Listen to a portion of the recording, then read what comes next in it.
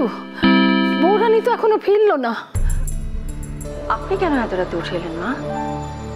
কি করব বলো, একা ঘরে বসে বসে আর কত চিন্তা করা যায়। আপনি কেনই বা চিন্তা করছেন মা? আমি তো আছি এখানে, আপনি যান শুয়ে পড়ুন। কি হবে শুয়ে? হ্যাঁ, ঘুম আসবে? ওরা না ফেরা পর্যন্ত আমার ঘুম আসবে না। কিন্তু রাত জাগলে আপনার শরীর খারাপ হবে মা। আসলে কি করব বলো, মেয়েটা তো কোনোদিন এসব জায়গায় যায়নি। আমার ভীষণ টেনশন হচ্ছে ওর জন্য। চিন্তা করবেন না মা, কনকার আগের মতো নেই, সময়ের সঙ্গে সঙ্গে অনেক পরিণত হয়ে গেছে। তোমার বিশ্বাস যেন সত্যি হয় ইন্দু। আসলে আমাদের যা কপাল না, আমি ঘর পোড়া গরু তো, তাই সিঁদুরে মেঘ দেখলে আমি ডরাই। তাছাড়া দিনকালও তো ভালো নয়। এই দিনকালের মধ্যেই তো ওকে লড়াই করে বাঁচতে হবে মা। সব খারাপ পরিস্থিতির সঙ্গে মোকাবিলা করে ওকে জিততে হবে, আর সেই জন্য ওকে তো বাইরে ছাড়তে হবে না। তোমার উপর আমার পুরো ভরসা আছে ইন্দু। আমি জানি তুমি কখনো ভুল করতে পারো না। তবু কি জানি কেন আজকে খুব অস্থির অস্থির লাগছে। এত অস্থির হবেন না মা, আমি আমার কনককে চিনি। আমি জানি ও জীবনের সব রকম পরিস্থিতি সামাল দিয়ে চলতে পারবে। কোনো খারাপ কিছু কখনো ওকে স্পর্শ করতে পারবে না, আপনি দেখবেন। তোমার কথাই যেন সত্যি হয়, তাও ভয় করে। এত রাত হয়ে গেল এখনো। ওই তোরা এসে গেছে বোধহয়। মা আপনি কোথায় যাচ্ছেন? গেটটা খোলা আছে, আর ওরা এখানেই আসবে তো।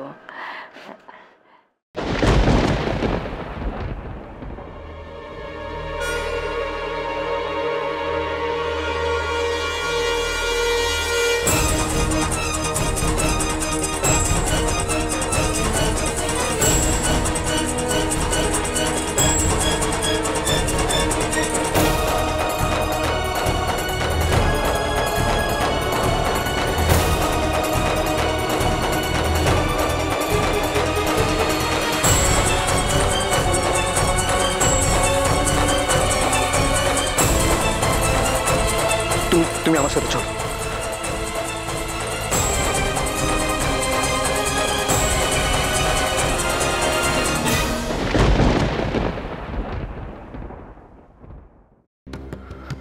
এসো এসো, এখানে বসবে।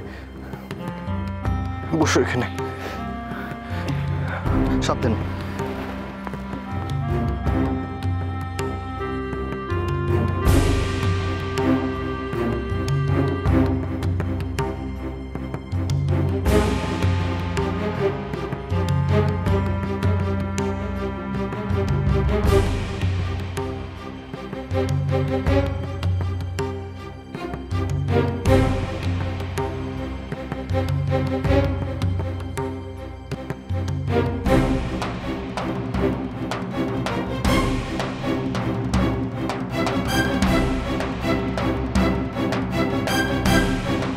এসব কি? কি জিজ্ঞেস করছিস সাত্তু? কি এসব?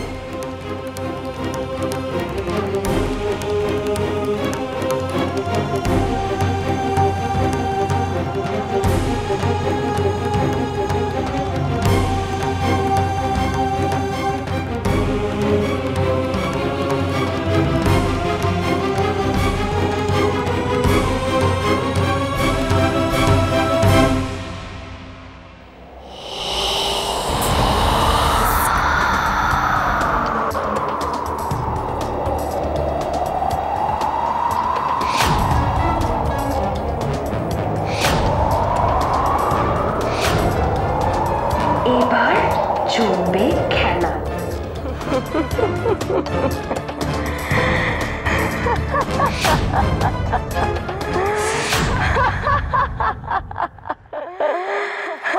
কি রে ঝিলমিল, হ্যাঁ হয়েছিস বলে তোর সময় জ্ঞান সব লোপ হয়েছে নাকি রে মেয়ে?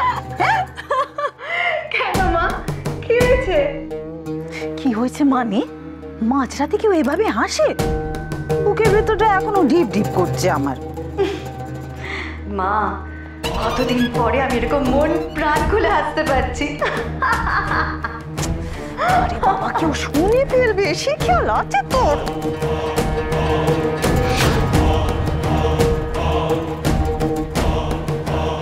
মা এখনো তুমি ঘুমিয়ে আছো নাকি?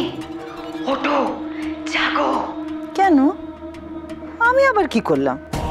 তুমি ভুলে গেছো মা, তুমি আর কনক ছাড়া আমাকে কেউ দেখতেও পায় না, শুনতেও পায় না। সত্যি রে, আমি যে তোকে দেখতে পাচ্ছি রে ঝিলমিল, সেই বিশ্বাসই আমারও হচ্ছে না গো। মাঝে মাঝে মনে হয় যেন স্বপ্ন দেখছি রে। স্বপ্ন? স্বপ্নই তো মা, এতদিনে আমার সমস্ত স্বপ্ন পূরণ হতে চলেছে। আমার এই স্বপ্ন যেন কোনোদিন না ভাঙে রে ঝিলমিল। আমি আর জীবনে কোনোদিন তোকে হারাতে চাই না রে মা। মা, কি হয়েছে তোমার? আমি বলছি আরেক কথা আর তুমি আরেক কথা ভাবছো। তুই আর কি বুঝবি রে মেয়ে মায়ের মনের যন্ত্রণার কথা? মা কালী সেটা বুঝেছেন বলে তোকে আবার আমার কাছে ফিরিয়ে দিয়েছেন রে মা। মা, মা ওঠো ওঠো, জাগো মা। আমি আমি আমি ঝিলমিল। মা, এভাবে ঘুমিয়ে থাকলে তো চলবে না। তুমি জানো না, যারা ঘুমিয়ে থাকে তাদের ভাগ্য ঘুমিয়ে থাকে। আচ্ছা রে বাবা, হয়েছে হয়েছে, আমাকে এত ভারী ভারী কথা শোনানোর দরকার নেই। কি হয়েছে বল কি নেই? আরে বলছি বলছি, কি হয়নি আগে সেটা জিজ্ঞেস করো। আজকে এমন একটা ঘটনা ঘটেছে না মা, যেটা শুনলে তোমার চোখ কপালে উঠে যাবে। কি হয়েছে সেটা বলবি তারপর তো। কি হয়েছে বল। এতদিনে বলতে পারো যে পাশা উল্টে গেছে। এতদিন এই বাড়ির সবাই আমাকে ভুল বুঝতো, সবসময় আমাকে ছোট করতো। এখন এই বাড়ির সবাই দেখো ওদের আদরের কনকের আসল চেহারাটা। ভালো মানুষের মুখের পেছনে লুকিয়ে থাকা আসল রূপটা। কেন কেন রে, কোনো কি করেছে?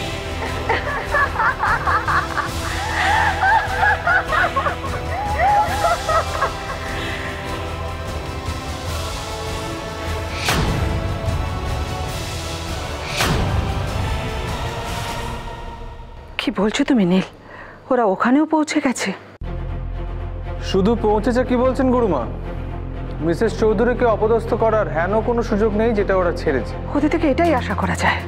ওরা হচ্ছে সেই লোক যারা নাকি বৌরানীকে শেষ করে দিতে চায়। শুধুমাত্র ওদের জন্য পরিবারটা চরম বিপদে পড়েছে বারবার। হ্যাঁ গুরুমা, সেটা আমি খুব ভালো করেই বুঝতে পেরেছি। আচ্ছা, তুমি যে বললে বৌরানীর শরবতে কেউ কিছু মিশিয়ে দিয়েছিল, সেটা কি ওরাই না অন্য কেউ? গুরুমা, আপনার কথার ইঙ্গিতটা আমি খুব ভালো করেই বুঝতে পারছি, তবে সেরকম এক্স্যাক্টলি ব্যাপারটা বুঝতে না পারলেও আমি কিন্তু এখানে একটা আনওয়ান্টেড এক্সিস্টেন্স ফিল করেছি। বলো কি তুমি? তার মানে ওখানেও সে পৌঁছে গেছে? সেটাই তো এক্সপেক্টেড গুরুমা। এরকম একটা সুযোগ সে হাতছাড়া করবে কেন বলুন? এটা তো বেশ চিন্তার বিষয় হয়ে দাঁড়ালো নীল। এতদিন না হয় বাড়ির ভেতরে আক্রমণ করতো আর সে না হয় সামলানো যেত, কিন্তু দেখুন, আমার মনে হয় ক্রমশ তার স্ট্রেংথ আর ইনফ্লুয়েন্স দুটোই বাড়ছে পর্যাপ্ত পরিমাণে। এখন কি সে আর ঘরের মধ্যে বসে থাকবে? আমার তো মনে হয় না। কিন্তু বৌরানীর যদি কোনো বিপদ ঘটে? আপনি এখনই এতটা ওয়ারিড হবেন না, আমি তো এসে গেছি। সবচেয়ে বড় কথা হলো, আজ যেরকমভাবে আমার ইন্ট্রোডাকশনটা হলো ওনার কাছে, তাতে ওনার সাথে বিশেষ আলাপ জমাতে আমার খুব একটা অসুবিধে হবে না। এটা একটা ভালো খবর শোনালে, কিন্তু খুব সাবধান নীল, সাত্তকী যেন কোনো মতে এই খবর না পায়। ও, আপনি কি ওনার হাজবেন্ডের কথা বলছেন? না গুরুমা, উনি এই মুহূর্তে অত কিছু বোঝার মতো অবস্থায় নেই। মানে সেও কি ওই ছাইপাশগুলো? না না, ড্রিঙ্কসের জন্য নয়। ওনার হাজবেন্ড মানে মিস্টার চৌধুরী, উনি মেন্টালি যথেষ্ট চোকড আর উইক অবস্থায় রয়েছেন। আর আপনি তো খুব ভালো করেই জানেন গুরুমা, এরকম উইক ব্রেনই হলো বিদেহী আত্মার একমাত্র টার্গেট।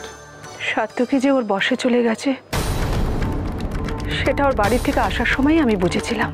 আপনি আর এসব নিয়ে চিন্তা করবেন না, তার কোনো দরকার নেই। আপনি আমায় যে দায়িত্ব দিয়েছেন সেটা আমি অক্ষরে অক্ষরে পালন করব।